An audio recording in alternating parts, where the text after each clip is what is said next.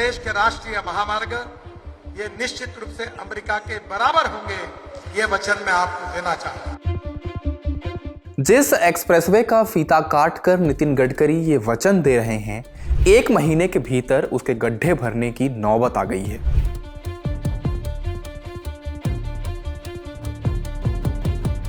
जरा सोचिए, लगभग 4800 करोड़ रुपए में एक एक्सप्रेसवे बनता है, लेकिन सरकार तय करती है कि फिलहाल उस पर लोगों से टोल नहीं लिया जाएगा।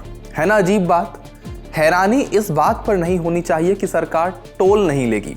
हैरानी के लिए यह ज्यादा बड़ी वजह है कि उद्घाटन के सिर्फ 13 दिन के भीतर एक्सप्रेसवे पर गड्ढे हो जाते हैं, जहां तहां पानी भरने लगता है, सड़क धंसने लगती है, 300 मीटर का स्लीपेज बन जाता है, दरारें दिखने लगती हैं और गाड़ियों की रफ्तार थम जाती है।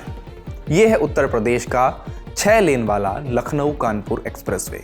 इसी साल 13 जुलाई को इसका उद्घाटन हुआ था। इसमें रक्षा मंत्री राजनाथ सिंह, परिवहन मंत्री नितिन गडकरी और राज्य के मुख्यमंत्री योगी आदित्यनाथ मौजूद थे। जब ये एक्सप्रेसवे बना तब उम्मीद की जा रही थी कि ट्रैवल टाइम कम होगा। लखनऊ से कानपुर जाने में जो 2.5 से 3 घंटे का समय लगता है वो 1 घंटे से भी कम का हो जाएगा। एक्सप्रेसवे पर 120 किलोमीटर प्रति घंटा की रफ्तार से गाड़ियां चलेंगी।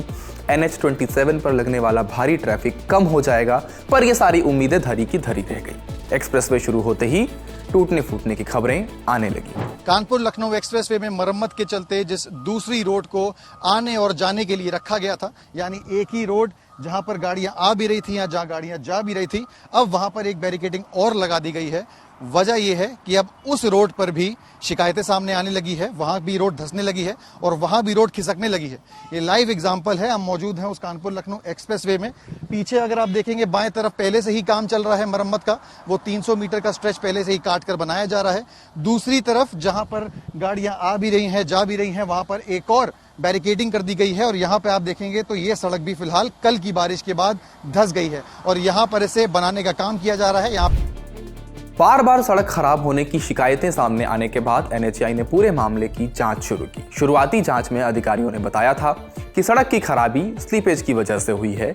इसके बाद कंस्ट्रक्शन प्रोसेस में इस्तेमाल की गई सामग्री, डिजाइन और रखरखाव की तकनीकी जांच हुई। इसके बाद कार्यवाहियों का सिलसिला शुरू हुआ। एक्शन लेते हुए NHAI ने 3 इंजीनियर्स को हटा दिया। उसके बाद NHAI ने PNC इंफ्राटेक कंपनी को नॉन परफॉर्मर घोषित कर दिया। PNC इंफ्राटेक एक प्राइवेट इंफ्रास्ट्रक्चर और कंस्ट्रक्शन कंपनी है जिसे लखनऊ कानपुर एक्सप्रेसवे बनाने का ठेका मिला था। नॉन परफॉर्मर का मतलब जो स्टैंडर्ड काम दिया गया था उसे उसके मुताबिक नहीं किया गया। अब कंपनी की परफॉर्मेंस रेटिंग भी घटा दी गई है। शो कॉज नोटिस इशू हो चुका है। कंपनी को अपने खर्च पर पूरी खराब सड़क ठीक करने का आदेश दिया गया और यदि आगे की जांच में और गंभीर लापरवाही सामने आती है तो फ्यूचर में NHAI की प्रोजेक्ट्स और टेंडर्स में कंपनी की भागीदारी पर भी असर पड़ सकता है। इन सब के अलावा सुधार के काम में जो भी लागत आएगी उसका खर्च कॉन्ट्रैक्टर को ही उठाना होगा।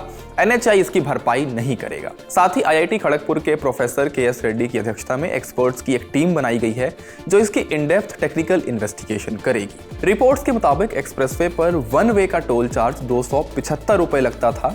सड़क की खराब हालत देखने के बाद, घंटों जाम में खड़े होने के बाद यात्रियों ने टोल की कीमत और एक्सप्रेसवे पर सवाल खड़े करने शुरू कर दिए थे, जिसके बाद NHAI ने कार्रवाई की और अब सड़क मरम्मत होने तक टोल टैक्स नहीं लिया जाएगा।